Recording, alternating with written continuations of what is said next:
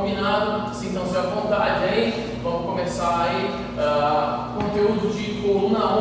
Vamos falar primeiro dos slides que nós já vimos numa outra oportunidade. Vamos falar da distribuição dessa coluna, tanto do contingente ósseo, na formação dessas vértebras, distribuição das mesmas, e depois a alocação da medula lá dentro e as relações patológicas dessa medula com traumas mobilísticos, com formações de hérnias discais, com síndromes facetárias e, obviamente, crescimento de osso exagerado, que a gente chama de osteófito ou sindesmófilo. Começaremos assim, como sempre foi, pela coluna cervical, dividida em cervical alta e cervical baixa, cervical alta C1 e C2, cervical baixa C3 até C7. Lembrando que os movimentos das cervicais, eles ocorrem 80% em detrimento às habilidades facetárias da cervical alta. Por isso, a maioria das dores e comprometimento motor da região cervical são derivados de bloqueios de C1 e C2, de atlas e axis, já que as facetas articulares de atlas e axis são mais horizontalizadas, mais planificadas, e aí a excursão do movimento é mais ampla. Tá? Ao passo que de C3 a C7, as facetas são mais obliquadas, são oblíquas, e aí, óbvio que eu tenho um panorama rotacional de inclinação, flexo-extensão menor. Tá? Então, é só uma revisão rápida, artrocinemática e biomecânica da coluna cervical, mostrando as facetas articulares superiores, aqui no caso de axis, as inferiores de atlas, se ali tivesse, são facetas mais planificadas e um movimento ali com uma excursão maior. E as facetas oblíquas, aqui articulares, as articulações também podendo ser chamadas de articulações zigotofisárias, são articulações de C3 a C7. Vamos falar do primeiro exame por imagem, já que é uma neuroanatomia comparada entre o real e o imaginológico. Essas são as duas primeiras imagens que a gente configurou naquela aula e verificou a importância de análise dessas imagens. De cunho radiográfico, eu acho que a física da radiografia, vocês lembram, né? O raio de elétrons, o raio catódico, que é emitido para que possa gerar uma interposição no tecido que está sendo radiografado. Esse tecido que está sendo radiografado pode ser um tecido mais denso ou um tecido menos denso. Claro que o osso, organicamente, é mais denso, né? É uma estrutura que é derivada de uma precipitação de cálcio, fósforo, magnésio, manganês, uma precipitação minerálica, por isso o osso é mais denso que as outras estruturas de tecido mole, formando ali um anteparo desse raio. Para quem está chegando agora, é uma revisão de tudo para que a gente possa começar a ver, tá? Bom, e aí eu tenho esse primeiro raio-x, que é um raio-x AP, um raio-x anteroposterior. O colimador que está posicionado anterior no indivíduo, o filme metaloplástico está posicionado posterior no indivíduo, o raio vem de frente para trás, com uma estrutura óssea, uma estrutura mais densa, ela bloqueia esses raios de elétrons, fazendo com que a estrutura fique o que no filme? Mais clara. É uma sombra mais clara do bloqueio do raio que foi produzido. É interessante ressaltar que é uma mudança conformacional que é feita no filme metaloplástico ali, que é embebido por brometo de prata. Então, quando o raio de elétrons ele incide nesse brometo de prata, ele muda a conformação molecular e o filme fica escuro. Essa radiografia remonta à área mais superior da cervical, as duas primeiras vértebras, C1 e C2, atlas e axis. E o que a gente deve observar no raio-x desse em AP com a boca aberta? Primeira coisa, que ele é feito com a boca aberta para que não tenha sobreposição de maxila e mandíbula das demais estruturas cervicais. Primeira regra e regra básica da radiologia: todo objeto-alvo de estudo tem que ficar colado no filme. Quanto mais eu aproximo uma estrutura óssea do filme, quanto mais eu aproximo, melhor fica a silhueta do contorno dessa estrutura óssea e, obviamente, também fica o componente interno desse osso. Então, a mineralidade óssea fica melhor para ser vista em quadros de osteopenia ou osteoporose e a silhueta para verificação de uma integridade periostal, uma possível fratura, uma possível descontinuidade periostal. É interessante de analisar. Então, é um raio-x AP com boca aberta para verificação de quais estruturas? Atlas e axis. E o que eu devo interpretar nesse raio-x, professor? O que eu devo buscar para poder associar com a sindromia do paciente, com os sinais e sintomas de dor e desconforto? Aqui, principalmente, há o alinhamento entre as superfícies laterais das regiões vertebrais.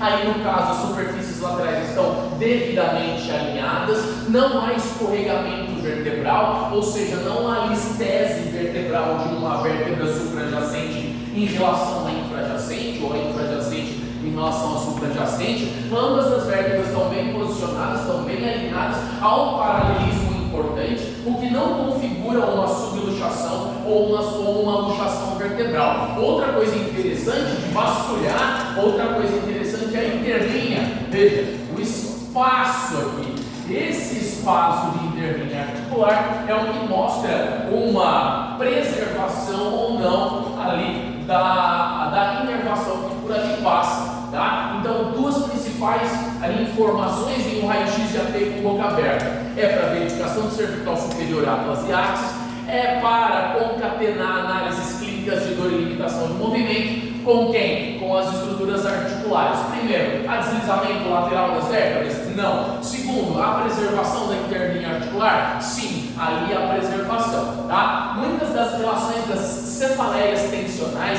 das dores de cabeça, né? Dessas cefaleias que irradiam para o topo da cabeça, que percorrem essa área aqui, epicrânica, essas cefaleias são derivadas de um aprisionamento neural dessa área.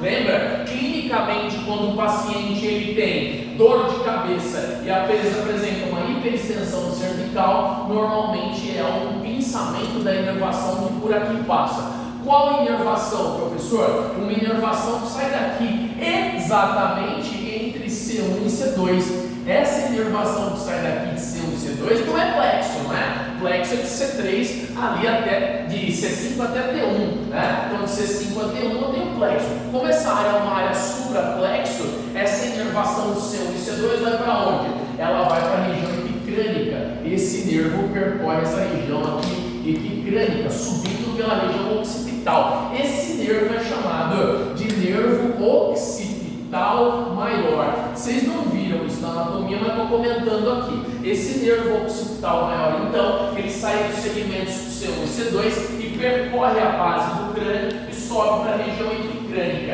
É uma das principais causas mecânicas de cefaleia ali, de aprisionamento, uma síndrome compartimental nessa área, tá? Claro, o paciente tem dor e entra naquele ciclo clínico chamado ciclo de dor, espasmo, dor.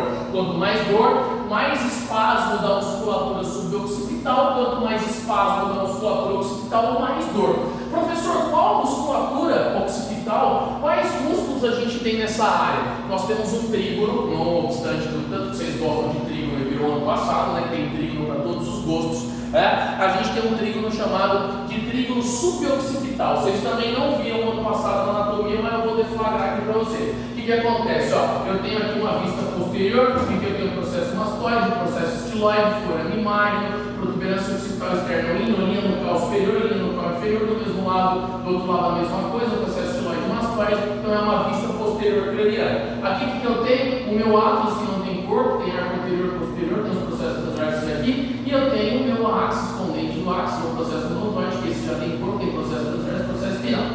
O que eu tenho agora? Eu tenho um trígono, veja só, um trígono de 4 músculos aqui, que desses 4, 3 formam uma área trigonal. Vem comigo. Então eu tenho da minha linha nucal superior, um músculo que sai reto aqui, ó, um músculo que sai reto até o processo espinal, ou melhor, até o arco posterior do atlas. Eu tenho um outro músculo que ele sai dessa linha nucal superior e ele vem até o processo transverso do atlas.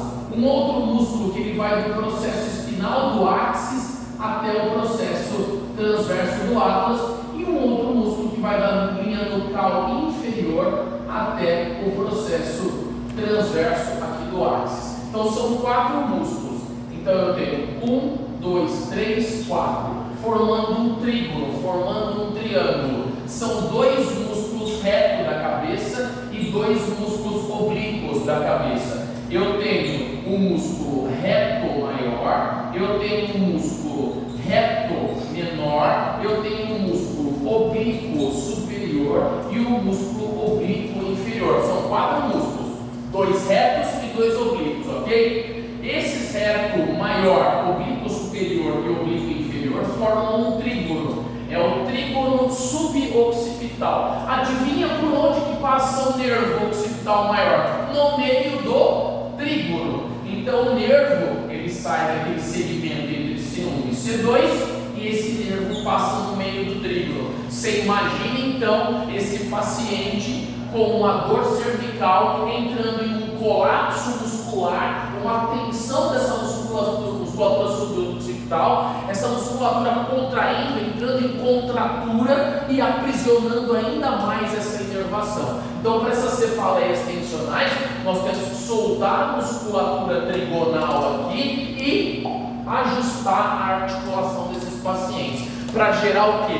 Uma descompressão neural. É o paciente que tem dor crônica na base cervical. Ele tomou já mesolida, tramadolol, codeína, morfina, tudo quanto é opioide fraco ou forte, anti-inflamatório, analgésico, e a dor na base nucal não passa, porque a dor dele não é uma dor somática, a dor dele não é uma dor química, combativa com substância química, com fármaco. A dor dele é uma dor neuropática, é uma dor crônica, uma dor de aprisionamento de estruturas neurais. Já fiz aula de neuroanatomia e associação também com os dados clínicos. Então, cefaleia tensional, mais de 50% das cefaleias tensionais na base nucal são por compressão de inervação do nervo occipital maior. Sabe a mamãe, a tia, aquele sobrinho que sofre, o vizinho que sofre com a dor ali tensional na base nucal? É compressão do nervo occipital maior. E vocês, futuros médicos aqui, têm procedimentos que são procedimentos muito importantes aí para reduzir esse quadro doloroso, como, por exemplo, radiofrequência de modulação ou radiofrequência de ablação.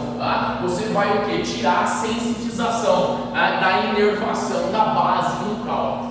Então, mais uma vez, primeiro slide de revisão para a nossa querida prova do dia 21, slide de coluna 1, slide de AP com boca aberta, mostrando atlas e axis, e o que a gente deve verificar: alinhamento dos corpos vertebrais, distância e preservação da interlinha articular e correlação clínica com o aprisionamento de qual nervo? Do nervo occipital maior, que sai de C1 e C2 e passa pelo trígono suboccipital. Trígono suboccipital formado por quem? Reto maior, reto menor da cabeça, oblíquo superior e oblíquo inferior. Então, a maioria das cefaleias tensionais tem quadro de origem através do apertamento e do pinçamento dessa inervação occipital. Tudo bem? Tendência clínica e radiação para a região epicrânica dessa dor.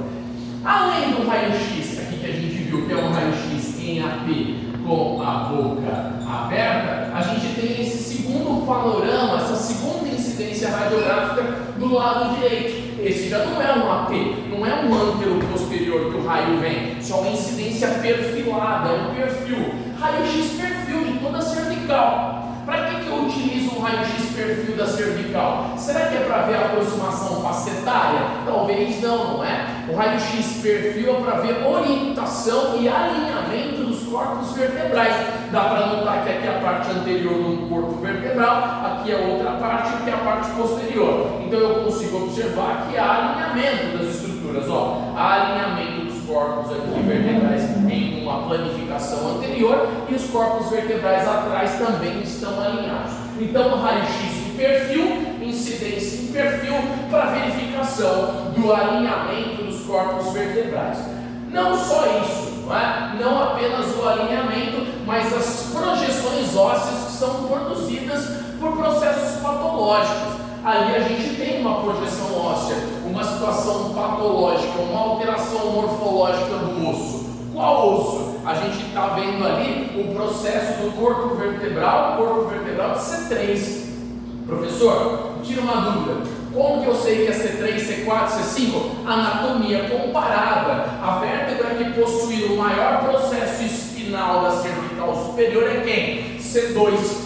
Então, o meu maior processo espinal ali, espinhoso, é C2. Aí eu consigo entender, óbvio, que aqui é C1, C2, C3, C4, C5, C6, C7. Embaixo eu terei T1, que é a primeira vértebra torácica. Nessa análise aqui, eu consigo observar isso aqui, Deem uma olhada, já que eu uso o perfil para alinhamento dos corpos vertebrais, eu consigo observar isso aqui. Essa projeção óssea demasiada anterior nesse corpo vertebral. Isso é um bico de papagaio, que coloquialmente, de maneira popularesca, a gente chama. Mas esse bico de papagaio tem um nome científico que é o osteófito. O O osteófito, né, é uma projeção óssea formada por um atrito entre ali o plafond vertebral e o platô vertebral da vértebra de baixo. Isso é formado por quê? Por conta do próprio atrito, do efeito piezoelétrico. Lembra? Era um efeito mecânico que se transformava num evento elétrico. Como que é produzida eletricidade na usina de Itaipu? Não vê uma massa descomunal de água que vai caindo no espaço e gira a hélice e armazena na turbina, e aquilo vai,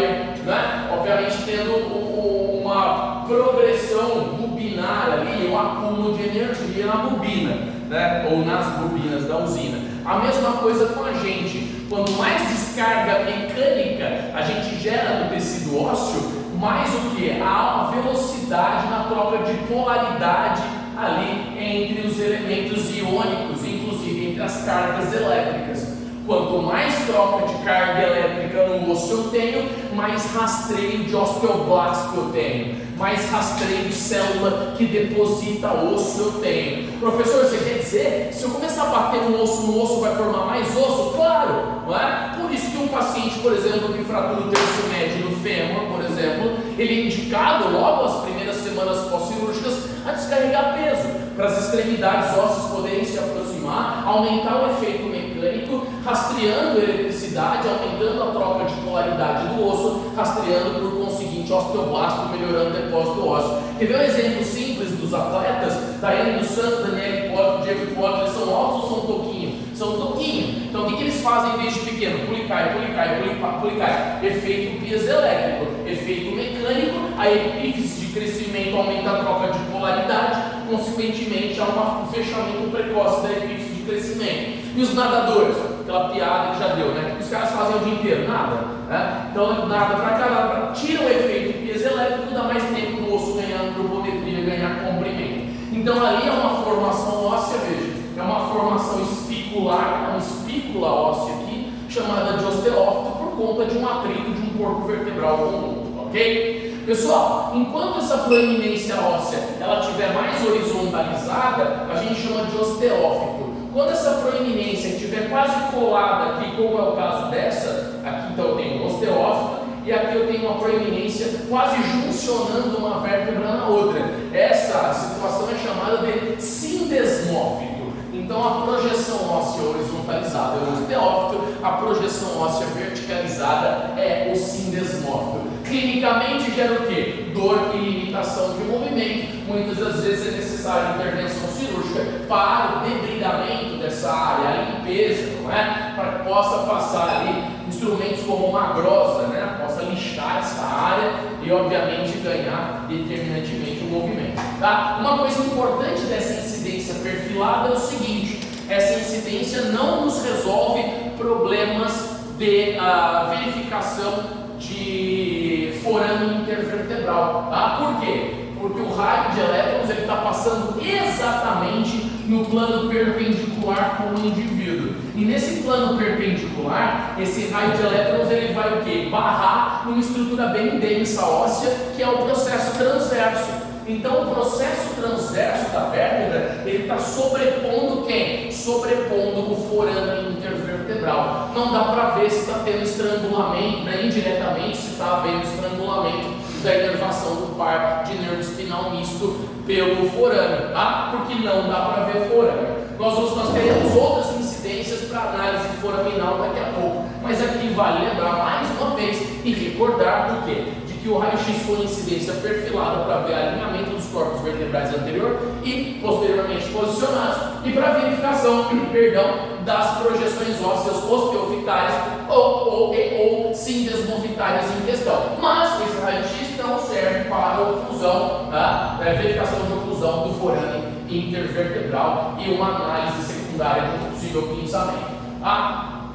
Depois dessas duas imagens radiográficas e da análise patológica de cada uma delas, nós tínhamos o quê? Uma análise de um raio-x, se vocês lembrarem, é uma revisão para a gente chegou agora, um raio-x de uma criança aqui. Tá? Então dá para ver claramente um apinhamento vertebral, as vértebras da transição cérvico-torácica estão muito próximas, os corpos vertebrais muito próximos e por conseguinte os processos espinais também. Tá? Então dá para notar que é uma criança que é o tamanho cefálico em detrimento aí, o tamanho das vértebras cervicais, o posicionamento das mãos aqui do examinador, estabilizando a cabeça da criança para que não se movimente na retirada do raio-x. Os dentes decíduos também, eles já estão ali sobrepostos aos que serão os permanentes no futuro. Então a gente sabe que é uma criança. Essa é uma ressonância nuclear magnética da mesma criança. A mesma análise deve ser feita desse indivíduo, desse nosso paciente. Agora, diferentemente da física já vista do raio-x, que são raios de elétrons ali, eu tenho um magnetismo produzido pela ressonância. Então, o exame de ressonância nuclear magnética é um exame que faz com que esse magnetismo auxilie ou atue o quê? Aumentando a atividade vibracional molecular. E a principal molécula que vibra é aquela que é ponto pacífico de análise, que é o hidrogênio. Tecidos ali, orgânicos, são formados por mais hidrogênio ou menos. Diferentes tecidos têm uma proporção maior ou menor de hidrogênio. Então, sem dúvida nenhuma, o tecido que é mais aquoso, que tem mais água, ou o ambiente que é preenchido por ar, tem mais hidrogênio e, óbvio, vai aparecer mais escuro na ressonância. Os tecidos que possuem menos hidrogênio aparecerão mais claros na ressonância. Então, a ressonância é um exame por imagem que vai do preto absoluto e enegrecido até o branco absoluto em diversos tons de cinza, dependendo da quantidade de hidrogênio que o tecido orgânico carrega consigo. Vale lembrar que essa vibração molecular é uma vibração tridimensional, então esse magnetismo é capaz de gerar uma vibração molecular tridimensional. Assim como eu citei na aula passada sobre isso, como assim se faz em uma microscopia confocada de Fourier, onde você analisa elementos ali dessa microscopia através da atividade vibracional, que diferentes ali vibrações e espectros, tá? Então dá para ver que é uma ressonância. As ressonâncias são divididas em T1, T2 e flare, basicamente. Flare a gente usa em neurocraniana, tá? T1 e T2. O que é T1 e o que é T2? Ressonância em T1 é para ver detalhe anatômico, é para ver silhueta de estrutura, posicionamento do conjunto vertebral, posicionamento nesse caso, desse corte sagital, dessa vista lateral, posicionamento da medula, posicionamento de ligamentos, posicionamento dos órgãos cefálicos e tudo mais. Tá? Então T1 é para ver silhueta, T2 é para ver processo inflamatório. Mas tem distinção entre os tons de cinza e as estruturas? Claro que sim. Essa daqui, por exemplo, é um T2. Por que é um T2, professor? Porque o osso aparece mais cinza, mais escuro, e o líquido aparece branco. Se o líquido aparece branco, o líquido inflamatório também aparece branco. Então imaginemos que o paciente tivesse uma lesão qualquer ali, ele teria um infiltrado inflamatório com uma hipercaptação branca desse infiltrado inflamatório. Então T1 é para ver detalhe morfológico, T2 é para ver detalhe patológico. Se você pegar, por exemplo, uma ressonância de ombro em T2, com um paciente que tenha tendinite de supraespinal, você vai ver a área do tendão do supraespinal toda branca em T2. Já em T1 não, você só vai ver o contorno do tendão, só vai ver o tecido muscular mais cinza. Então, mais uma vez, T2 é para ver detalhe patológico, para ver infiltrado inflamatório, coleção licórica, T2. E T1 é para ver o que? Morfologia, silhueta, estrutura. Vamos dar uma olhada nesse nosso T2 aqui, dá para ver que tem uma falha muito grande aqui, ó, né? Nesse arcabouço ósseo. Tem um apinhamento vertebral aqui, fratura da transição cérvico-torácica, tanto fratura de corpo vertebral quanto fratura de processo espinal. Dá para ver a coleção de líquido céfalo-raquidiano aqui sendo remontada com uma coloração branca, e outros líquidos também, como por exemplo aqui nesse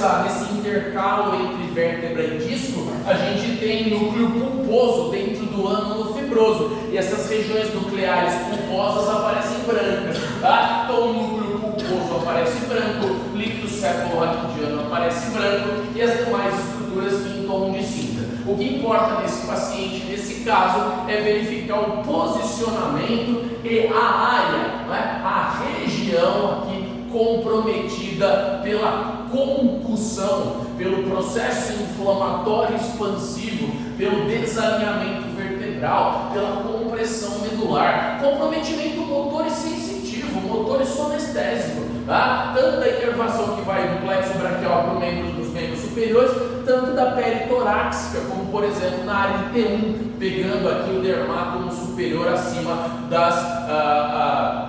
das impressões mamilares aqui. Tudo bem, pessoal? E aí, manifestações desse paciente, como eu disse, perda da motricidade e também perda da somestesia. Mas será que recupera, professor? Depende. Paciente pós-traumático desse acidente automobilístico, com o pescoço em formato de ganso, que a gente chama, esse paciente começa numa progressão inicial com perda de sensibilidade, depois perda progressiva de motricidade. Mas pode recuperar? Por ser criança, a chance é maior por conta da taxa metabólica, a migração celular, né? Um processo de angiogênese mais facilitado. Então eu tenho três tipos de condição lesional de tecido neural. Lembra? Axoniotimese, neurotimese e neuropraxia. A neuropraxia é uma compressão muito menos severa do que essa que está sendo apresentada. Eu dei um exemplo de neuropraxia na aula passada, que foi a neuropraxia derivada, por exemplo, do uso de muleta. Lembra? O indivíduo que não usa muleta canadense, mas usa muleta axilar e usa por tempo prolongado a muleta axilar, e há um apoio na axila e aí um apertamento do plexo. O indivíduo vai perdendo força e perdendo o quê? Destreza e perdendo sensibilidade dos membros superiores. Mas é claro, é só ele se afastar do mecanismo de causa, que é o uso da muleta, progressivamente ao retorno da sensibilidade dessa força. Tá? Isso é chamado de neuropraxia. Então a neuropraxia é a perda da prática mais um retorno providente dela. Quando a gente retira o fator de causa, essa prática volta. É como se esse estrangulamento do nervo fosse temporário e depois eu tenho um fluxo axonoplasmático devolvido ao normal. Eu tenho uma situação chamada também de axoniotimese. A axoniotimese é uma secção de grupos de axônios de um nervo. Então eu tenho uma perda temporária também, só que eu também tenho a possibilidade de ter essa patologia regressiva, a possibilidade de retornar. Isso na axoniotimese, porque apenas grupos de axônios de um nervo foram comprometidos e não todos os nervos, ou melhor, todos os neurônios da produção daquele nervo. E tem a terceira, que é a neurotimese, é o corte total da inervação. Né? Pego aqui e corto o nervo mediano, o nervo ulnar, o nervo radial, você perde, obviamente, toda a motricidade, tá, daquela região e provavelmente toda a sensibilidade da inervação periférica somática, é uma inervação mista. Então a neurotimese é uma transecção completa da inervação. Professor, esses nervos periféricos que você está citando, do plexo braquial, se o paciente tiver uma ruptura de plexo, por exemplo, de fascículo lateral, ele tem comprometimento de quem? Lembra dos flexores, bíceps, braquial, coracobraquial,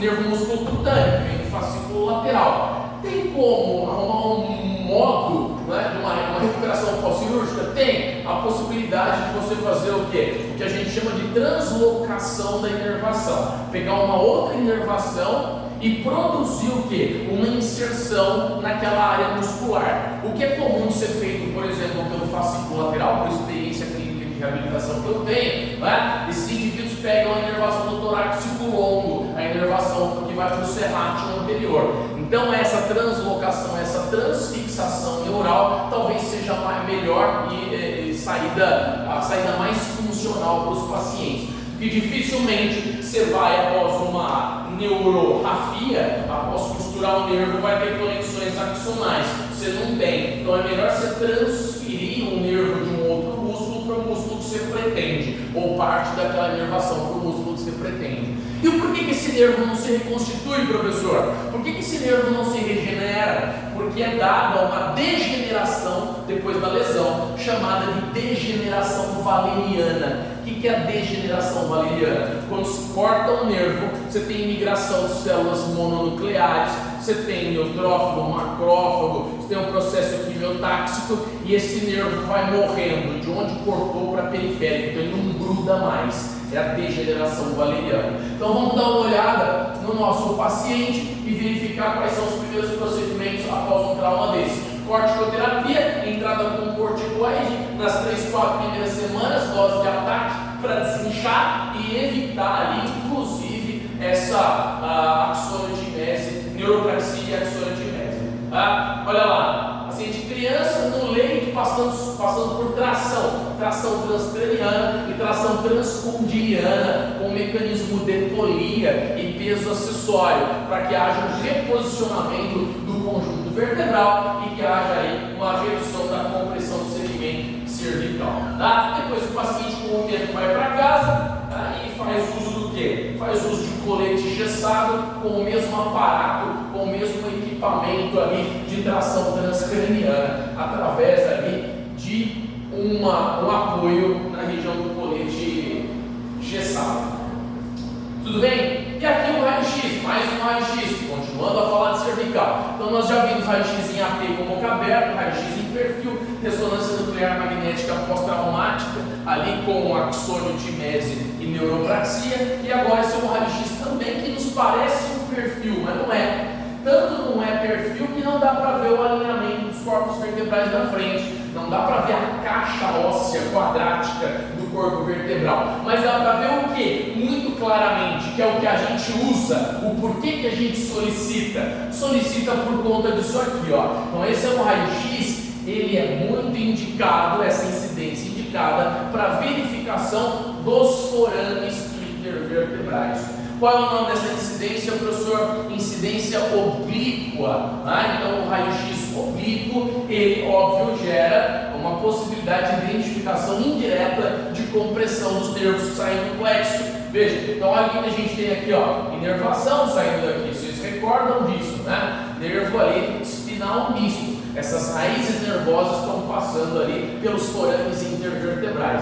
Então eu utilizo o raio-x oblíquo para verificar indiretamente uma estenose, um fechamento, uma oclusão, mesmo que parcial, foraminal. Isso pode ser derivado do que, professor? Isso pode ser derivado de uma anteriorização, por exemplo, de um corpo vertebral como esse. Olha só, acabei de desenhar com um canetão ali, com um pincel atômico, uma vértebra que fez o quê? Escorregou para frente, ó. Então ela teve uma listese, ó, o escorregamento anterior. Consequentemente, se essa vértebra escorregou para cá, o meu forame, ele o quê? Diminuiu. Então o forame que era para estar muito grande, uma passagem parva da inervação, sadia, mandando a informação motora e recebendo somestésica, esse forame está reduzido por conta de um escorregamento anterior dessa vértebra e um pinçamento dessa inervação. Então é para isso que a gente utiliza esse raio-x oblíquo,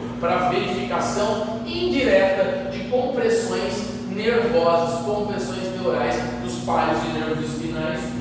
Tá? Lembra que eu disse a vocês, inclusive fiz ali um teste semiológico de dor no ombro. Muitas das vezes essas dores elas irradiam dessa porção cervical, descem para o membro superior. E no começo sempre há o quê? Não uma dor, mas um desconforto na cervical.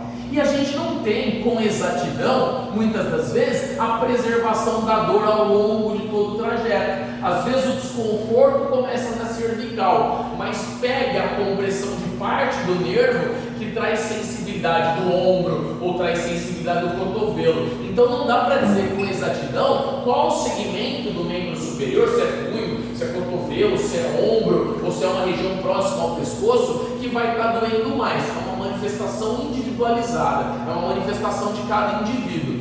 Por isso que é tão difícil a semiologia propedêutica da dor quando há uma questão neural. E eu lembro que eu expliquei para vocês, o paciente pode ter começado com um desconforto na cervical e hoje ter dor aonde? No ombro. Não tem nenhum desconforto na cervical, nem cotovelo, nem punho, vai ter uma dor no ombro. Ué, mas o que vai me dizer se a dor dele do ombro, por exemplo, é derivada de uma lesão do ombro ou se é derivada de um pinçamento cervical? E eu lembro que eu fiz um teste aqui, acho que com um aluno, chamava arm squeeze, lembra? Você apertar o braço, tá? Então pode vir alguém aqui rapidamente alguém aqui para fazer o teste, rapidamente, vamos lá?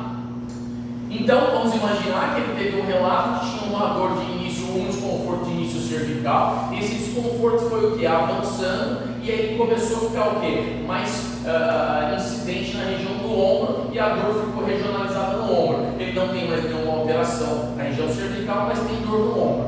Como é que eu sei que hoje, devido à manifestação que ele apresenta hoje, foi hoje que ele foi no consultório, apesar da coleta da história da moléstia, a história pregressa e depois da moléstia atual, eu sei que a dor é no ombro. Como é que eu posso diferenciar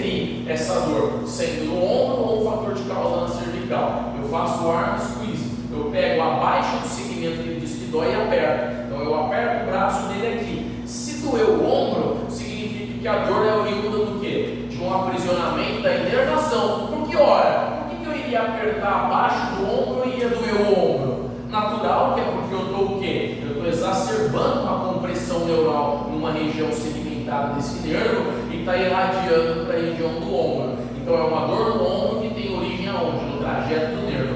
Agora, se eu aperto abaixo do ombro, não dói. E se eu aperto o ombro e dói o ombro, obviamente há alguma alteração na própria articulação. Muito obrigado, Salé, só palmas, Salé. Nossa, você não nada, hein? Aê, muito bem. Obrigado. Agora, depois dessa imagem, o que a gente tem que entender? Que não é só o diagnóstico que fecha, não é só o exame complementar que fecha um diagnóstico, porque ele é um exame complementar. Precisa entender que tem muita coisa antes disso, muita coleta antes do próprio exame. Ok?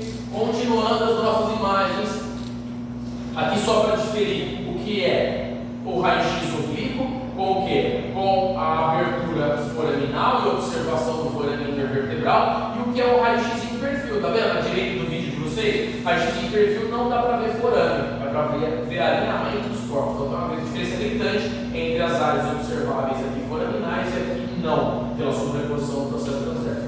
Aqui fratura espondilolistese, aliás, fratura com escorregamento pedicular de C2 e C3, fratura de pedículo de C2 e C3 em um raio-x de perfil. Intervenção cirúrgica, né? Colocação ali de parafuso segmentado nessa área. Bom, e aí uma outra condição que é possível de ser analisada também, esse é uma outra incidência radiográfica, né? Uma incidência AP, a gente viu o perfil e oblíquo agora há pouco, esse é um AP, um antero posterior, e aí está tentando mostrar uma possível rotação desses corpos vertebrais. Só que é um ledo engano achar que os processos espinais são bons aí como meio de orientação para rotação, porque não são. E o porquê que não são? Porque a maior variação anatômica da coluna vertebral é o desalinhamento dos processos espinais. Eu não posso imaginar que uma vértebra minha estará rodada por conta do processo espinal. Uma vértebra minha estará rodada por conta de quem? Do desalinhamento do corpo vertebral. Eu não tenho que prestar atenção em processo espinal nenhum. Eu tenho que prestar atenção em quem? No corpo. Se o corpo vertebral estiver rodado, a vértebra está rodada. Se o processo espinal estiver rodado, é porque é uma alteração anatômica, uma variação anatômica muito comum ali. Aliás, essa variação anatômica é mais comum. Tá? Muita gente tem, tá? Então, quase todo mundo tem um processo espinal. Quase todo mundo tem um processo espinal aqui ou ali orientado lateralmente. Então, para ver a rotação vertebral, eu tenho que observar o corpo. Se eu tenho que observar o corpo, isso não serve para nada. O que serve é o quê? Aquele cálculo que a gente já conhece. Como é chamado o cálculo para verificação de rotação vertebral? Vocês lembram? Nash-Moe, lembra? O cálculo do Nash-Moe? Vamos lá.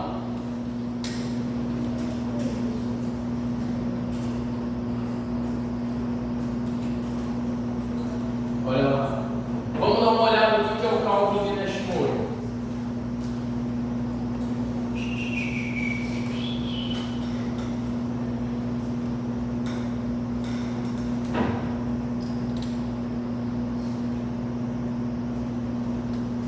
Dê uma olhadinha nessa imagem aqui, ó. Então eu tenho uma vista posterior vertebral, isso aqui é uma vértebra, uma vista posterior, e dá para notar que eu tenho duas esfericidades mais escurinhas ali. O que são essas bolinhas escurinhas? São os pedículos. Se vocês lembrarem, vendo uma vértebra por cima, eu tenho mais ou menos isso aqui, não tenho? Nossa, feio. Eu tenho essa estrutura. Eu tenho o processo transverso, o processo espinal, eu tenho o corpo vertebral e eu tenho o forame medular, ok? Entre o processo transverso e espinal, eu tenho uma estrutura chamada de lâmina. Entre o processo transverso e o corpo vertebral, eu tenho quem? O pedículo. Mas o pedículo é uma área óssea muito fina, então gera pouca densidade óssea para o raio de elétrons.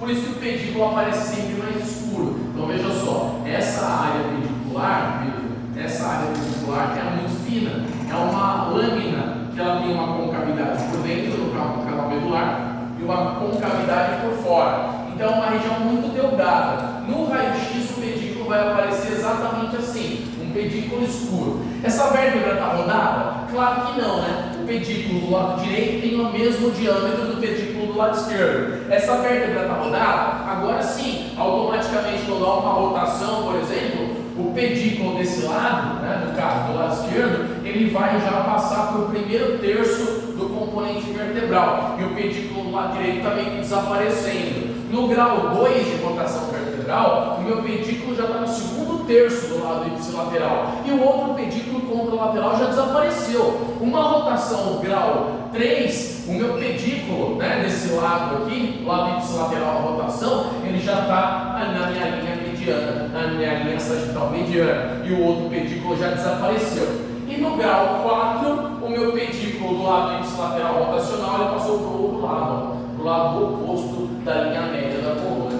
Então eu tenho rotação grau 1, primeiro terço, grau 2, segundo terço, grau 3, terceiro terço, e grau 4, o pedículo do lado rodado passou da linha média, é um grau 4 de rotação vertebral. Cálculo de Nash-Moy para essas gradações ali, obviamente sintomas de cada uma dessas gradações, tá? Vamos voltar lá.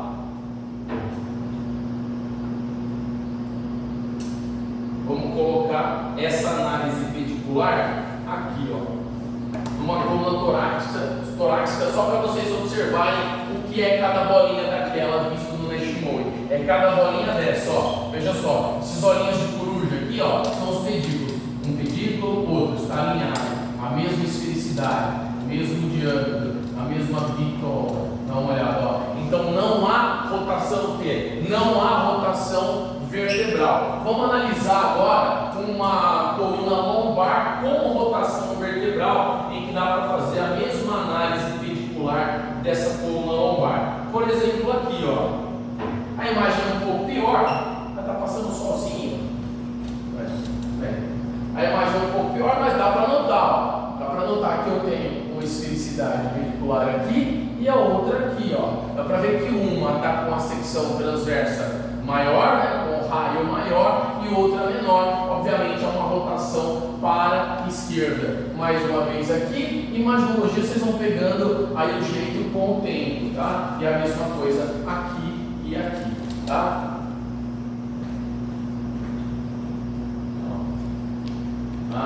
Eu tenho um pedículo maior do lado ipsilateral rodado. Aqui a gente conferiria o quê? Um grau o quê de rotação? Um grau 2 de rotação, tá? Então nessa imagem é um grau 2 de rotação. Então pode ser que essa imagem caia na prova, né, que vocês tenham que dizer que essa incidência é um AP de coluna lombar para verificação de rotação através do cálculo de Nash-Moy, onde o paciente apresenta uma rotação vertebral para o lado esquerdo, grau 2. Olha que legal.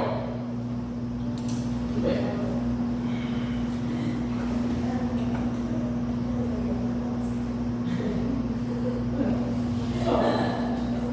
Vai dizer que não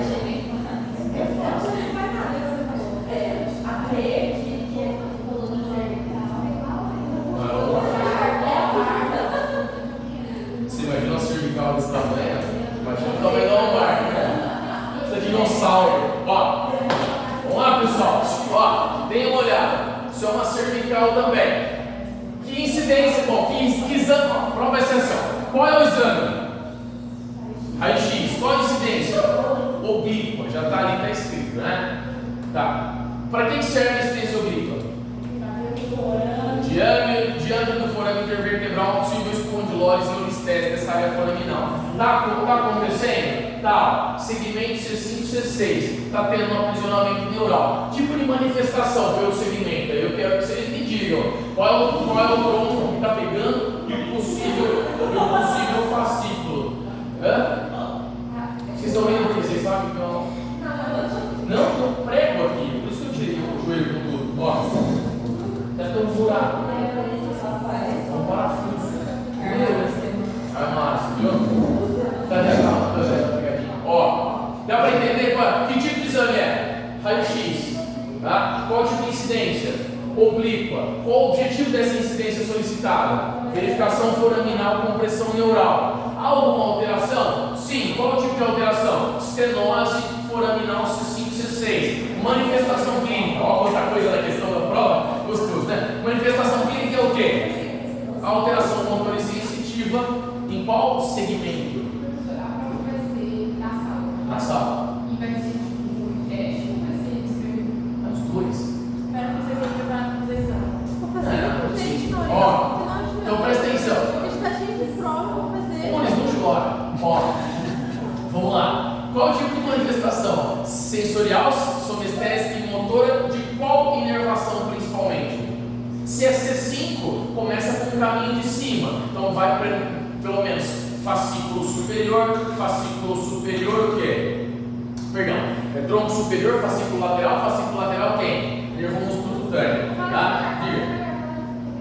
Repito. Se é C5, C6, você já está falando que é C5 primeiro, né? Que é a vertebral suprajacente. De C5, C6 vai sair quem? Vai formar o tronco superior, lembra? C5, C6, tronco superior, C7, tronco médio, C8, T1, tronco inferior. Claro que a gente sabe, plexo braquial é neuro. O ano que vem vai ter plexo braquial no ano sacral de novo em neuro. Não é interessante?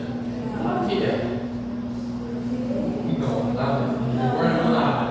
Final do ano chegou massacrando você. Ó, então vamos lá. C5, C6 vai formar quem? Tronco superior. Tronco superior, fascículo o quê? Lateral. Fascículo lateral, principalmente o nervo músculo cutâneo. Ninguém está dizendo que não vai formar, não está com fascículo medial para formar um nervo mediano. Mas como a gente está falando de um segmento mais superior, eu quero a tendência para o músculo cutâneo, ok? Tudo bem, pessoal? Deu para entender aí? Vamos de novo? As piadolas. Então vamos lá. C5, C6, tronco superior, fascículo lateral, músculo cutâneo. Beleza? Beleza. Vamos pro próximo? Vamos. Osteófito, né? Processo osteoartrósico, lá no osteófito, a gente já comentou sobre isso. Aqui também processo de osteoartrose. Interessante da osteoartrose é isso aqui, ó. Dá para ver que as facetas articulares aqui estão todas o quê? Elas estão mais radioopacas, que a gente chama. Há uma esclerose do osso subcondral. O que é esclerose do osso subcondral? O osso que fica abaixo da superfície cartilaginosa que se articula, não é? Todas as articulações artrodiais têm cápsula articular, membrana sinovial e linfosinovial. Então, uma cobertura condral. Não é assim do teu joelho? Você tem o fêmur, tem a tíbia e uma superfície cartilaginosa recobrindo de colágeno do tipo 2. Não é? Então a mesma coisa acontece com as articulações da coluna. Você tem sempre uma cápsula articular. Tem gente que acha que a coluna não tem cápsula articular. Você tem cápsula articular ao longo de todas as articulações aqui. É como se fossem pequenos joelhos, pequenos quadris, pequenos cotovelos.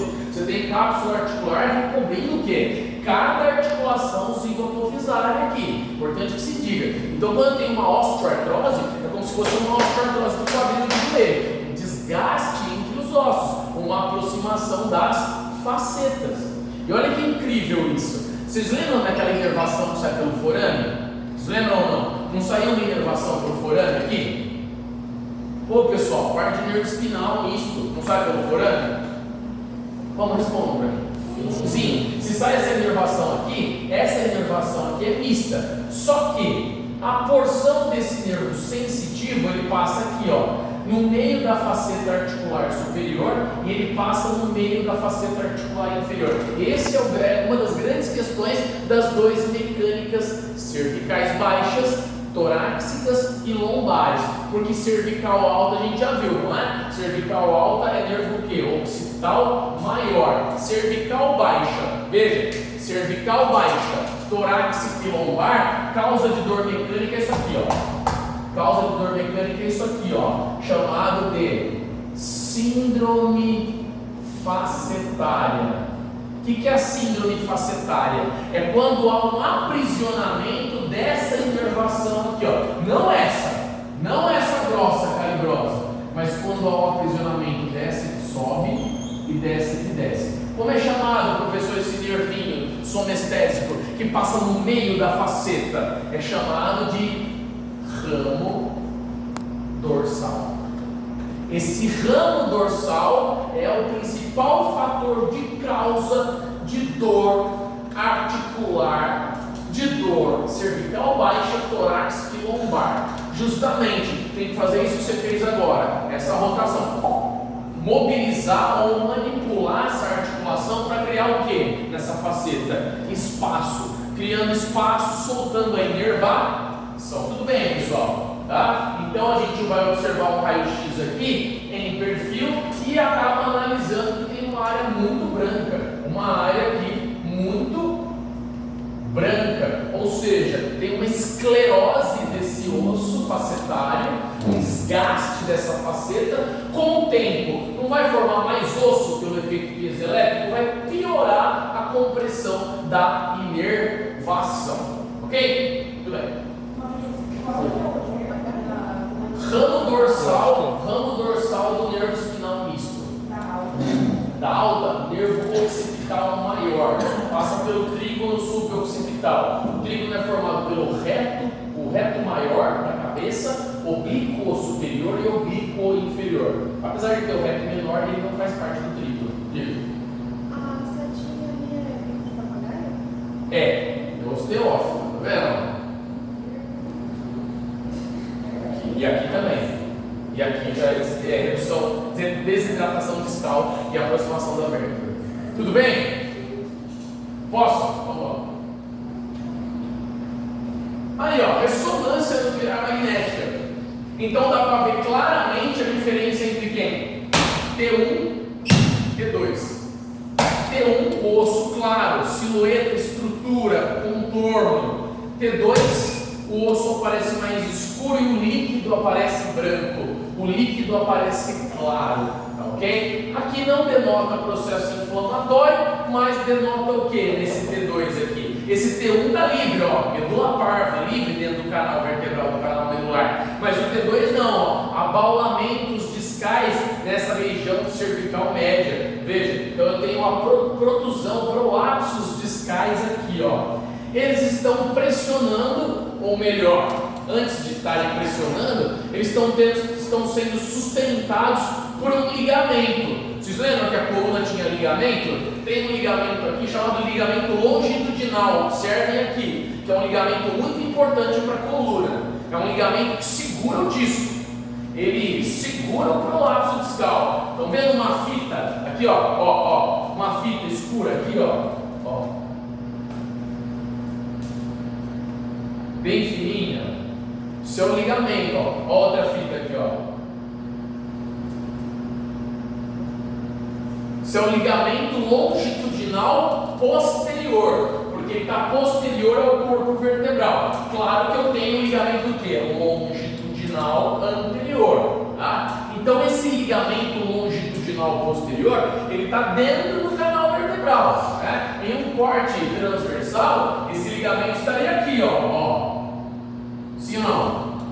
O ligamento longitudinal anterior estaria à frente do corpo vertebral e o ligamento longitudinal posterior aqui, ó, entre o próprio disco e a medula, tá? Então ele é essa interface entre o disco e a medula. O ligamento longitudinal posterior é essa interface entre o disco e a descida medular. E ele segura, evita esse prolapso. É óbvio que não vai evitar sempre, senão não teria hérnia de disco, não teria prolapsos e protusões discais.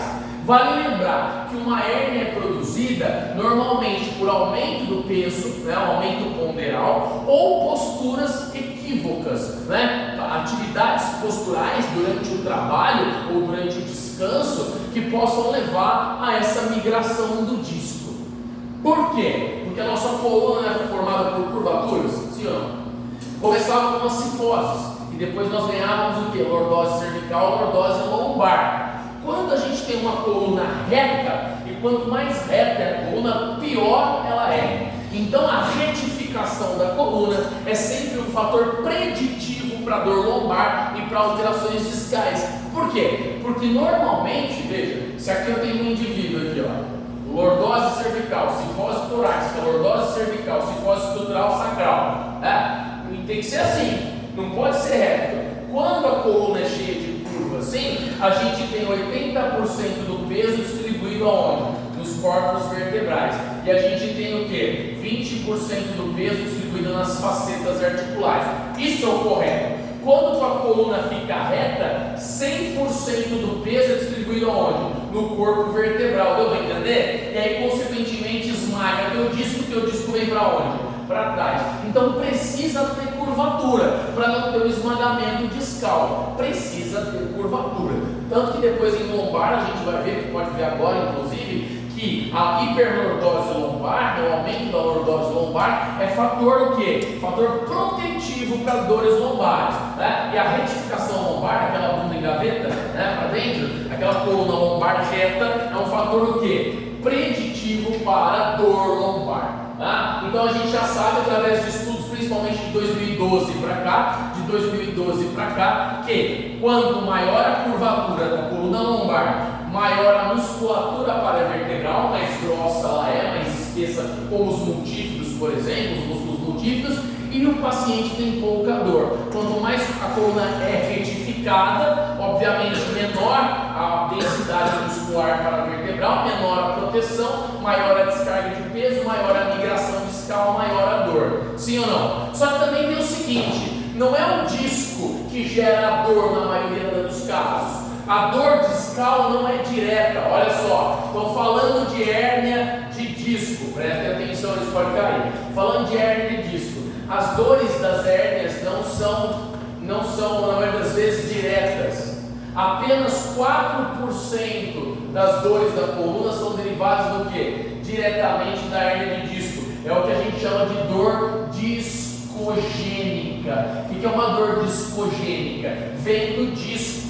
Ou seja, eu vou realizar um movimento brusco, dou um mau jeito, fica vermelho, quente, inchado, porque o ânulo fibroso rompeu. Lembra que o disco era assim, ó? Vários ânulos fibrosos e um núcleo pulposo aqui. Quando rompe o ânulo fibroso, eu tenho uma inervação. O disco é inervado. Apesar de ser fibrocartilagem, a camada mais externa do disco tem inervação. Chamam-se fibras de Charpey, igual o Charpey, Cachucha. Fibras de Charpey, elas inervam o quê? Inervam a porção externa do disco. Então, se o disco rompeu, claro que vai doer. É a mesma coisa se tivesse cortado o braço. Vai doer. Só que o problema do indivíduo é o quê? Quando você tem uma dor lombar, você vai fazer atividade física, continua a sua tarefa, ou você vai deitar, assistir Netflix e comer porcaria? Você vai deitar, assistir Netflix e comer porcaria. O que o corpo entende? Ah, meu pai, ele está mal, o Maurição está mal porque ele está deitado. Então, se ele está mal, eu vou mandar mais sinal de dor para o Maurição, para ele ficar mais deitado. E aí ele vai ficar mais deitado, é um ciclo. Sendo que eu tenho que tratar esse quadro inflamatório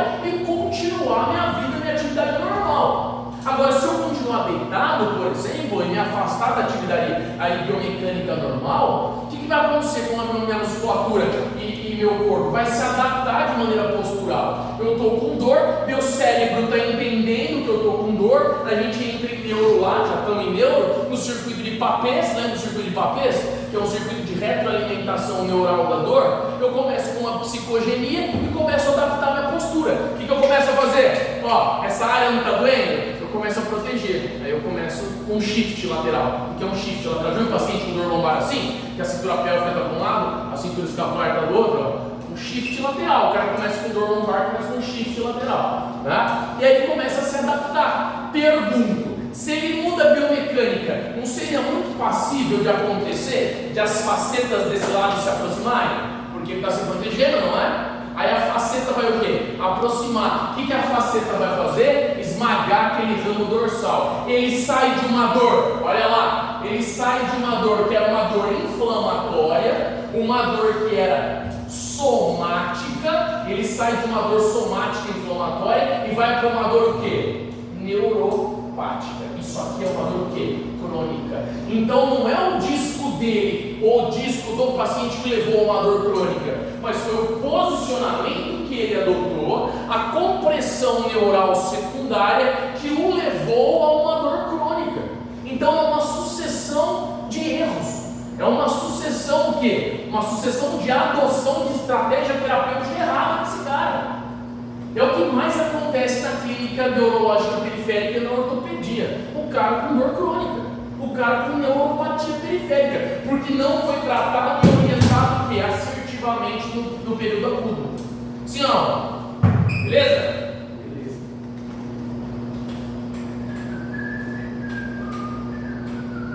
Beleza.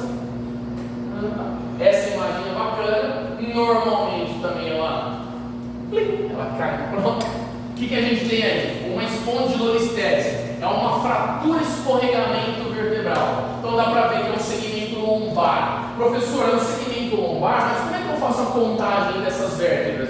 Porque para cervical eu já vi. Eu vi que eu começo em C2, pelo maior processo espinal, e aqui eu tenho que ver por onde eu começo. Você tem que achar a vértebra mais cônica, em formato de cone. Ó, a vértebra mais cônica é essa aqui. Há de convir comigo. Então aqui eu tenho quem? Eu tenho a minha sacral, né? Aliás, o processo posterior sacral está aqui. Tá? Então essa é a minha vértebra mais cônica. Se a mais cônica é a primeira sacral, é S1. Se aqui é S1, eu tenho quem? L5, L4, L3, L2, L1.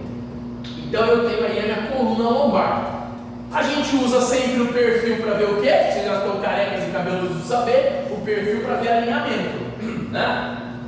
Então vamos lá. Eu tenho quem ali? Alinhamento vertebral. Mas será que eu tenho alinhamento para esse paciente? Claro que não. Dá uma olhada, ó. Dá uma olhada na superfície, na margem posterior do corpo vertebral. Está aqui. O outro está aqui. Eu tenho uma discrepância, uma diferença aqui, ó. Tem um degrauzinho. Aqui é a mesma coisa. Olha onde é que está aqui a margem posterior sacral. Olha onde é que está a margem posterior de L5. Eu tenho uma diferença abissal ali. Tá? Então, consequentemente, eu estou tendo o quê? Uma listese de L5, escorregamento. E não bastasse o escorregamento, uma fratura de processo espinal de L4. Ó. Uma fratura que a gente chama de cominutiva. Ó, eu vou apagar para vocês verem o traço de fratura. Ó. Estão vendo? Escuro aqui, ó. O traço de fratura do processo espinal? Não? Não? Vou riscar novamente. Aqui é o traço de fratura, vou apagar. Estão vendo agora? É difícil ver lá. Tipo assim, dá pra ver. Mas diferenciar também. Se eu tivesse conseguido. É um treino. Tá? Então, mais uma vez, ó. Vou apagar de novo. Ó. Vê se, o que está debaixo do canetão. Vê se é branco ou se é preto. É preto, então traço de fratura. Tá? É uma fratura cominutiva. O que é uma fratura cominutiva ou cominutiva? É aquela que gera mais de 2 fragmentos. Então, se fraturou um osso, gerou mais de 2 fragmentos, é uma fratura cominutiva ou cominutiva. Gera cominuição, esfarelamento da estrutura óssea. Tudo bem? Vamos lá? O que aconteceu? Trauma, desvio, escorregamento de L5 para frente e a fratura. Procedimento cirúrgico, obviamente. Tá? Normalmente essas espondilolisteses severas, elas levam o quê? Levam a síndrome da cauda equina. Aliás, foi uma coisa que eu não falei em hérnia de disco. Se 4% o problema é da hérnia, essa síndrome facetária aqui, professor, corresponde ao quanto? A 44% das dores mecânicas lombares são da compressão facetária. Tá? Agora, qual é a manifestação mais comum, professor, que me diz que a dor vem da hérnia mesmo? Que a hérnia fica bem grandona e pressiona muito o canal medular. Quando o paciente tem formigamento urogenital, bexiga neurogênica, não controla o esfíncter urinário, não controla o esfíncter fecal, ou seja, não está pegando apenas a inervação somática, está pegando quem? A inervação parasimpática, né? O segmento ali lombosacral, tá? Voltando para o nosso paciente com espondilolistese, você acha que esse escorregamento severo com fratura não está pinçando bastante a medula? Tá? Você acha que não vai ter manifestação severa urogenital? Vai sim. Tá? Então o paciente desse tem que ir para procedimento cirúrgico, reposicionamento e fixação, aí a artrodese da coluna lombosacra. Bom, só que eu tenho 2 causas para o escorregamento desse. A primeira causa é traumática, acidente automobilístico, fraturou, escorregou, dali para frente é o que a gente viu. E qual que é a causa indireta? Qual que é a causa mais comum indireta para isso aqui escorregar? Qual seria a causa comum indireta a causa mais comum indireta? Posicionamento, postura. Qual a população envolvida nesse aspecto de escorregamento vertebral? Idosos, população gerontológica, idosos, né? Paciente lá e principalmente pacientes que ficam o quê? Institucionalizados em lares asilares. Então o paciente fica a maior parte do tempo como? Sentado, lembra? Como que o idoso normalmente fica? Ele fica deitado, de pé ou fica sentado? Sentado, por que o idoso fica sentado? Sentado ele come, sentado ele dorme, sentado ele faz o que tem que fazer o dia todo. Isso é bom, talvez não é muito bom para ele, mas é bom para o pessoal da enfermagem, dos cuidadores, facilita a vida de quem está trabalhando. Tá? Muito bem. Se o idoso fica muito tempo sentado, há de convir comigo que alguns músculos encurtam. Quais músculos vão encurtar com o paciente sentado? Eu falei sobre isso. Quais músculos vão encurtar com o paciente sentado? Que posição que é essa do meu quadril? Extensão ou flexão? São. Tem uns alunos da outra faculdade. Pessoal, que vias aéreas superiores ou inferiores? Dois. Os caras jogam sufixo. O paciente está o quê? Em posição de flexão. Qual que é o principal flexor de quadril?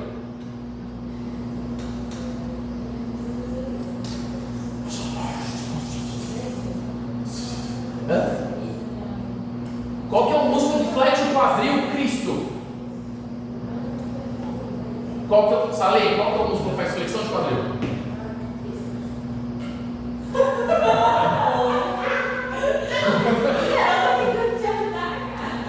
Cara, vai, qual que é o principal músculo flexor de quadril?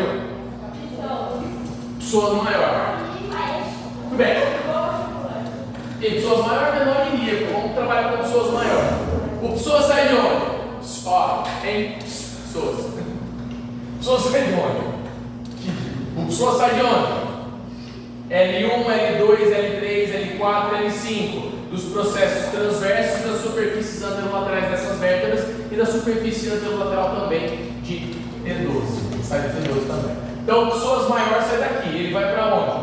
Para o trocânter menor e linha intertrocantérica. Esse músculo no nosso paciente ele está o quê? Encurtado. Quanto mais esse músculo encurtar, parece uma história de arco e flecha, né? Como se o arco fosse a nossa coluna e se essa banda aqui, né, que estira, fosse a musculatura. Quanto mais encurtado isso aqui está, maior a lordose da região lombar. Mas é um aumento de lordose patológico, muito grande. Tanto que o paciente está como? Ele está muito tempo sentado, o idosinho está com encurtamento de pessoas maiores, quando ele vai levantar, ele não consegue estender toda a coluna, né? Ele levanta assim, né, idosinho? Quando tem muito encurtamento de quem? De pessoas maiores, tá? Então, pessoas maiores, ele encurta, aumenta o abaulamento da região da coluna lombar, aumenta a lordose e essa vértebra o quê? Escorrega para frente. Deu para entender? Então, a principal causa indireta dessa listese, desse escorregamento, a principal causa indireta da listese é o encurtamento de pessoas maiores. Tá? Então, a principal causa da listese é o encurtamento de pessoas maiores. Muito bem. Osteoporose, espondilite anquilosante, hérnia de disco e beleza. Vamos para o bloco 2.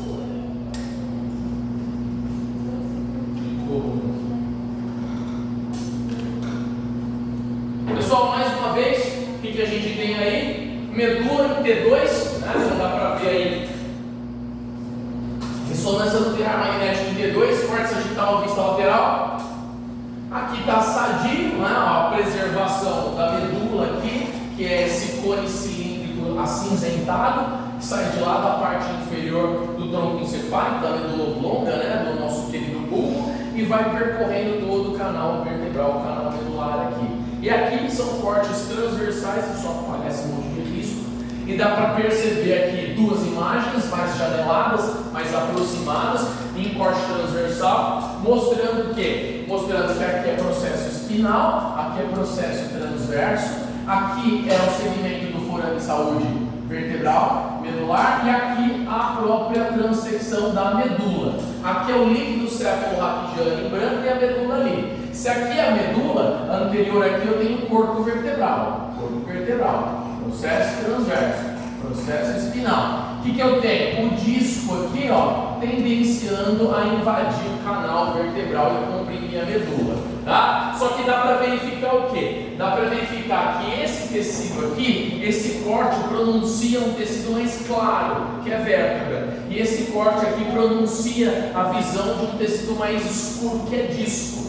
Todo tecido fibrocartilaginoso em ressonância aparece preto. De novo, todo tecido fibrocartilaginoso em ressonância aparece preto. Tá? Então, tanto em T1 quanto em T2, de novo, tanto na ponderação T1 quanto na ponderação T2, todo tecido fibrocartilaginoso aparece preto, seja o disco intervertebral, seja a sínfise púbica, seja as cartilagens costais, seja, por exemplo, as superfícies que recobrem as articulações, todo tecido fibrocartilaginoso aparece preto na ressonância, tanto em T1 quanto em T2, ok? Muito bem, então quando a gente observa aqui, é uma transecção que está pegando o osso, e quando a gente observa aqui, é uma transecção que está pegando o quê? A altura desse intercalo no disco, exatamente no disco, é onde a gente tem que observar possíveis compressões. Vamos apagar esse monte de rabisco, saúde, e verificar se tem alguma compressão. Não tem, ó, não está chegando na medula, então esse disco aqui não está se aproximando suficientemente para uma compressão medular. Vamos ver as próximas imagens. Doença degenerativa, bem aproximada aqui, dá para observar que isso aqui é o quê? Um osteófito, vocês já sabem. Isso aqui é um processo de desgaste do plafon vertebral derivado de uma doença chamada de nódulo de Shimor, que a gente vai ver. Mais uma vez, um osteófito que cresceu, se pronunciou tanto, já ele vai virar quem? Um sindesmófito. Já ele vai grudar no osteófito da outra vértebra. Dor, limitação de movimento, necessidade de procedimento cirúrgico devidamente. Olha aqui, ó, é um sindesmófito, ó. Fez a unificação C2 com C3, olha lá. E aqui eu tenho um processo degenerativo facetário, veja, uma osteoartrose interfacetária, L4 e L5 aqui, ó. O que mais que a gente tem? Mais hérnia discal. Bom, detalhes sobre hérnia discal. Só 4% das hérnias geram dor por pressão medular. Não era isso que a gente viu? 44% síndrome facetária. Mas, professor, quando que essa hérnia gera dor? Ela gera dor quanto maior ela for? Claro que não. Não é o tamanho da hérnia que determina a dor que o paciente sente. O paciente pode ter uma hérnia extrusa ou uma hérnia sequestrada e ela não gera dor. Tudo depende do quê? Do sentido adotado pela hérnia. Se esse sentido é um sentido transversalizado e faz pressão na medula, ela vai ser geradora de dor. Mais uma vez, o tamanho da hérnia não configura a intensidade da dor. O tamanho da hérnia não configura a intensidade da dor. O que configura é a direção adotada pela hérnia. Se essa hérnia adota, como essa aqui, veja, uma direção perpendicular à descida da medula, ela provavelmente vai gerar dor. Então, se ela aumentar e ela sair de uma hérnia, por exemplo, protusa, que é esse sentido, e ela se tornar uma hérnia extrusa, ou talvez, mais do que isso, ela se tornar uma hérnia sequestrada, veja, essa linguicinha da hérnia está caindo para onde? Para o canal medular. Eu progredi a hérnia, não sei se vocês notaram. Essa hérnia aqui, ó, ela já não é de novo. Essa hérnia está o quê? Protusa, ó.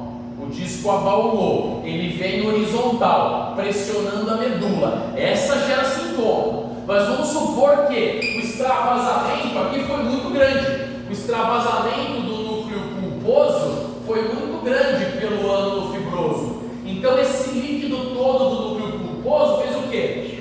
Escorregou. E ela não é mais o quê? Protusa. Imaginemos que protusa que ela era, essa hérnia começou a fazer isso aqui, ó. Ela começou o quê? Descer pelo canal medular, se tornou extrusa. Significa que essa hérnia ficou o quê? No mesmo sentido de quem? Da medula, não batendo direto de frente, não gerando compressão. Então não é o tamanho da hérnia que nos indica a gravidade do sintoma, mas é a direção da hérnia. Então, hérnias extrusas ou sequestradas para o canal medular geram menor sintoma do que hérnias protusas. Então, a gente tem hérnia protusa, hérnia extrusa e hérnia sequestrada. Sintoma doloroso, protusa. Sintomas menores, extrusas e sequestradas. Tudo bem, pessoal? Beleza? Vou continuar.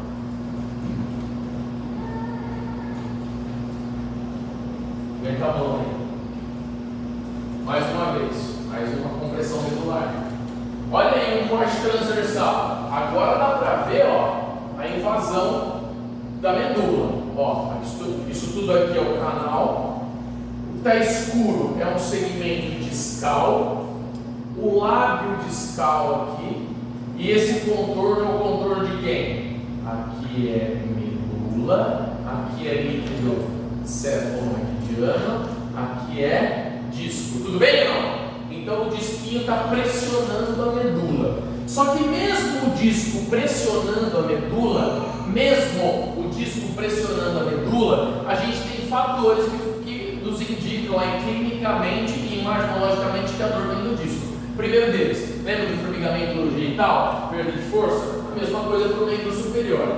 Segundo deles, né, essa hérnia tem que ocupar até 2/3 do canal medular. Quanto, professor? Essa hérnia aqui tem que ocupar 2/3 do canal medular. Então é um conjunto ali de elementos de investigação que determinam o fator de causa dessa dor do paciente, o desconforto e tudo mais. Tá? Ocupação de 2/3 do canal medular, dor irradiada abaixo da articulação do joelho e abaixo da articulação do cotovelo, parestesia no membro superior, parestesia urogenital e bexiga neurogênica. Olha que bonitinho. É isso aí.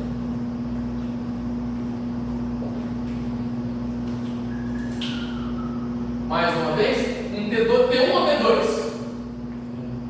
T2, osso escuro líquido claro. Né? T2, osso escuro líquido claro, processo aqui, ó, inflamatório do planalto vertebral aqui, configurando uma hérnia do segmento ali L4, L5. Hérnia discal L4, L5, com lesão de corpo vertebral. Mais uma hérnia, L4, L5. Dá para ver? Sim ou não? Ressonância T2, corte sagital, vista lateral, protusãozinha aqui, ó. Como é que eu sei que é L4 L5? S1 é mais cônica, lembra? L5 aqui e L4 aqui. Tudo bem? Continuando. Os tratamentos são diversos. Olha uma hérnia aí, ó, sequestrada, extrusa para sequestrada. Olha lá, ó. Tá vendo? Ela desce pelo canal medular, tá? Veja só esse bolsão. Então não gera tanta compressão no segmento medular. Compressão no corte transversal é uma compressão pequena, mas existe, também não configura o fator de causa. É que quando o disco sai, é que quando o disco extrusa, a vértebra aproxima uma da outra, não é? Desidratações discais ou extrusões discais, o corpo vertebral aproxima. Se o corpo vertebral aproxima, como o escojo ósseo é um só, a faceta articular também aproxima. E aí você tem síndrome facetária como geradora da dor, e não o apertamento medular. Mais uma vez, extrusão discal, olha essa da região torácica média, isso deve gerar uma dor absurda, principalmente nos segmentos da elevação intercostal. Aqui uma tomografia com coisa bem ruim, aqui uma ressonância também, de meio Tesla, bem ruim também. E aqui os nódulos de Shumor. O que são nódulos de Shumor? São invasões do disco ali intervertebral no corpo vertebral. Tá? Então há uma predisposição genética para a formação de nódulos de Shumor. Não vou saber qual é o HLA específico, não, de glucostário humano específico para a manifestação dessa doença, mas você tem uma herdabilidade genética estrutural da coluna. Aumenta-se a compressão, aumenta o peso lateral, e aí você tem um apertamento de uma vértebra em direção à outra, e você tem um disco no meio. E aí você tem uma falha na formação de planalto e plafon vertebral. E o disco acaba o quê? Invadindo. Então você passa a ter o quê? O tecido condral, ele acaba invaginando para a região trabeculada óssea. Vamos ver uma imagem real desse nódulo de Shumor? Vamos, dá uma olhada. Ó. Isso é uma vértebra real, num corte sagital, mostrando que o arcabouço aqui ósseo está todo degenerado e que o disco também degenerado que está começou a invadir, gerando mais enfraquecimento vertebral. Uma das principais causas de fratura não traumática da coluna. Tá? Uma das principais causas de fratura atraumática na coluna é a presença de nódulos de Moore, aí avançando no enfraquecimento da arquitetura óssea do corpo vertebral. Tudo bem, pessoal? Beleza. Tratamento, normalmente é preenchimento com espuma de contenção, ou cimento ósseo, ou a fixação das vértebras supra e infrajacente a vértebra que teve nódulos de tumor. Tá? Lembra daquela história? Osteoporose dói. Saindo um pouco daí, mas ainda falando sobre isso. Você acha que essa doença vai gerar dor? Vai, né? Declínio da estrutura óssea, aproximação facetária, síndrome facetária, por compressão do vão dorsal. Mas além disso, será que a própria estrutura, o próprio tecido ali ósseo vai doer? Vai, não é? Porque arquitetonicamente a gente tem o que dentro do osso? Inervação. Se eu tenho um colapso da estrutura óssea, essa inervação vai sofrer compressão interna. Então vai gerar um afetamento subestético também. Então, para responder a pergunta de vocês, já que vocês não responderam, osteoporose dói.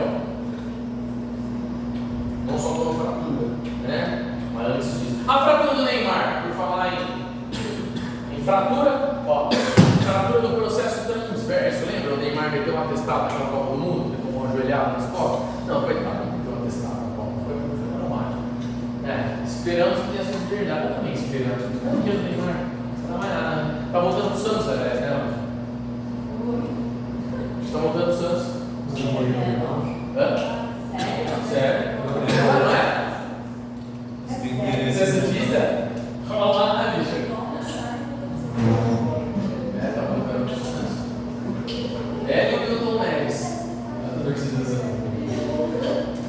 Vamos lá. Mas, fratura do processo transverso do corte transversal tomográfico.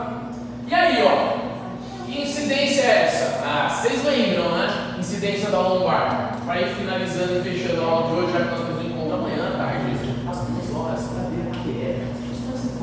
Esquema hemorrágico, supercentise e os desvios da linha média, no arcabouço ali, no parículo cerebral. Que incidência é aquela lá? Uma ruim? Incidência de lombar. Lembra a incidência do cachorrinho? Incidência do cachorrinho.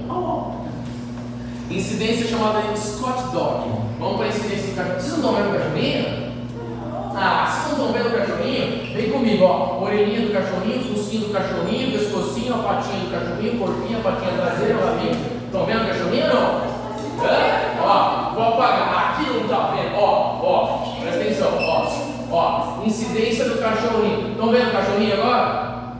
Claro que sim. O que eu tenho aí, fratura do pescoço do cachorrinho. O que é a fratura do pescoço do cachorrinho? Fratura de pedículo. Então, para que eu peço uma radiografia em Scott Dog?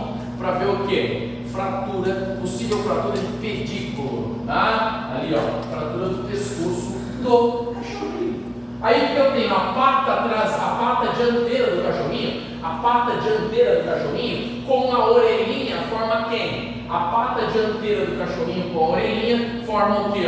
Forma a articulação, articulação facetária, cigopofisária. Olha lá, a orelhinha dele com a patinha da frente com a orelhinha do cachorrinho de baixo forma a faceta. Vamos colocar cachorrinho na prova. Obviamente. Isso, fratura de pedículo. Ei, vamos lá. Tá acontecendo alguma coisa?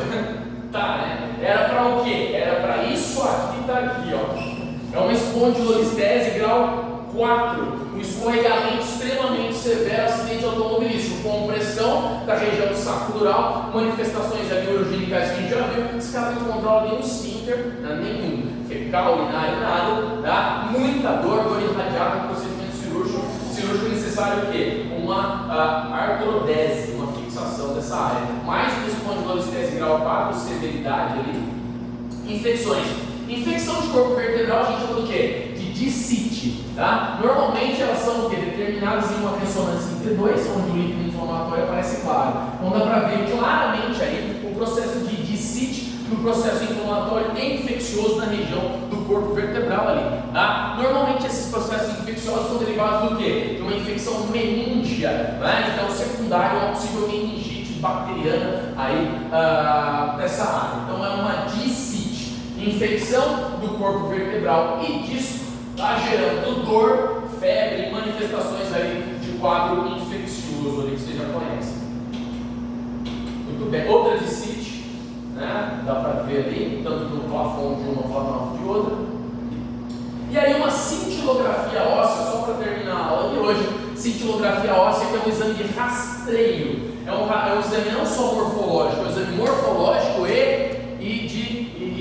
no caso fisiológico, de identificação, de proliferação celular, né, de aumento metabólico daquela área. Então, as cintilografias elas são feitas através de um contraste, são contrastadas com dois radioisótopos que são mais comuns, dois isótopos radioativos, ou TC99, o famoso Tecnésio 99, ou Índio 111. São os dois radioisótopos mais comuns na cintilografia óssea. Se injeta no sistema venoso, né, esse radioisótopo vai percorrer o corpo todo, sim ou não? Vai para o corpo todo e esse radioisótopo vai impregnar na área de aumento metabólico. Qual que é a área que tem maior produção celular?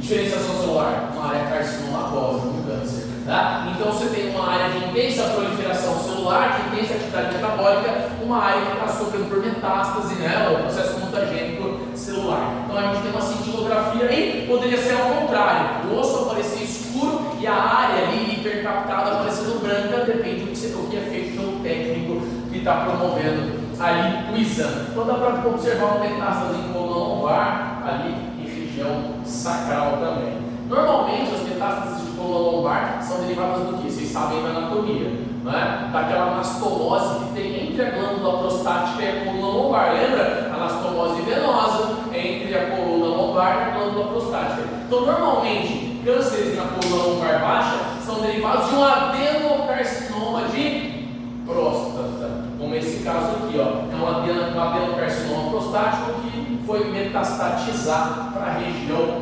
lombar. Outro adenocarcinoma numa vista lateral aqui. Pessoal, era isso que eu tinha para passar por hoje. Espero que vocês tenham gostado. Amanhã às 2 horas a gente se encontra para poder fazer a VE, e essa será a matéria da prova, tá? Coluna 1, coluna 2 e a VE.